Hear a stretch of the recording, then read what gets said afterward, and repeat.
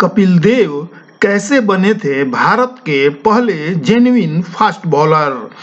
उनके तेज गेंदबाज बनने की कहानी बहुत दिलचस्प है।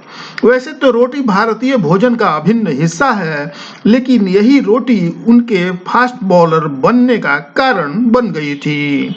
रोटी का सवाल कभी कभी इज्जत का सवाल भी बन जाता है और इंसान आत्मसम्मान को बचाने के लिए किसी भी मुश्किल से लड़ पड़ता है।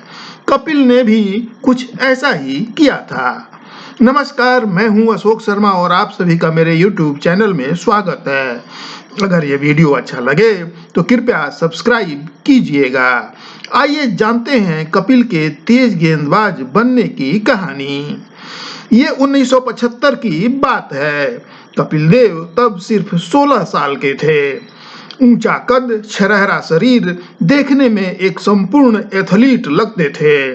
मुंबई के क्रिकेट क्लब ऑफ इंडिया के ग्राउंड पर अंडर 19 का कैंप लगा हुआ था। देश के कई प्रतिभावान खिलाड़ी यहां आए हुए थे। कपिल भी उनमें एक थे। पूर्व test cricketer K Khurshid ji Tarapore cricket club of India के सेक्रेटरी थे।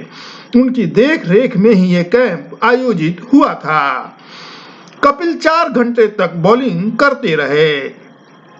कैंप में उन्हें जिस काम के लिए बुलाया गया था, उन्हें वो चीज दिखानी थी, यानी कि तेज गेंदबाजी।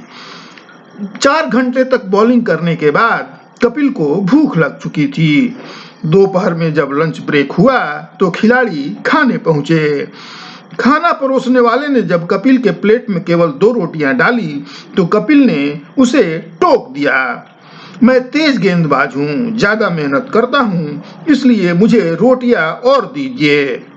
क्लब के सेक्रेटरी खुर्शीद तारापुर वहीं खड़े थे। कपिल की बात सुनकर वे हंस पड़े और कहा, क्या भारत में ही कोई तेज गेंदबाज है? कोई नहीं, सबके लिए इतनी ही रोटियां निर्धारित हैं। आगे मैदान पर अभी और खेलना है।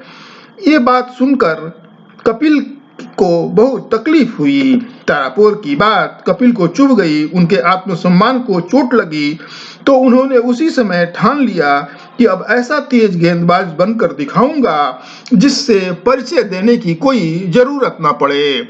तेज गेंदबाजी में दम होगा तो लोग खुद ब खुद जान जाएंगे। कपिल देव के पिता रामलाल निखंज लकड़ी के व्यापारी थे। देश के बंटवारे के बाद वे चंडीगढ़ आ गए थे। परिवार बड़ा था और आमदनी सीमित थी। कपिल 6 भाई बहन थे। कपिल को शुरू से खेल में मन लगता था। स्कूल में जो भी खेल होता वे सभी में भाग लेते और अच्छा प्रदर्शन करते। कपिल जब 13 साल के हुए तो उन्होंने अपने बड़े भाई को क्रिकेट खेलते हुए देखा। यहीं से कपिल को क्रिकेट से लगाव हुआ।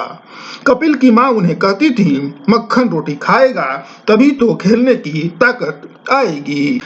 जहां तक खाने का सवाल है, कपिल को अपनी माँ की हाथ का खाना बहुत पसंद था। वे खूब खाते और खूब खेलते। पसीना बहाने में उन्हें मजा आता था। कपिल सामान्य परिवार के थे, सो डाइट वाइट में यकीन नहीं रखते थे। तंदुरुस्ती के लिए भरपेट खाना जरूरी समझते थे। लेकिन मुंबई में रोटी के सवाल ने उनके आत्मसम्मान को बहुत चोट पहुंचाई थी।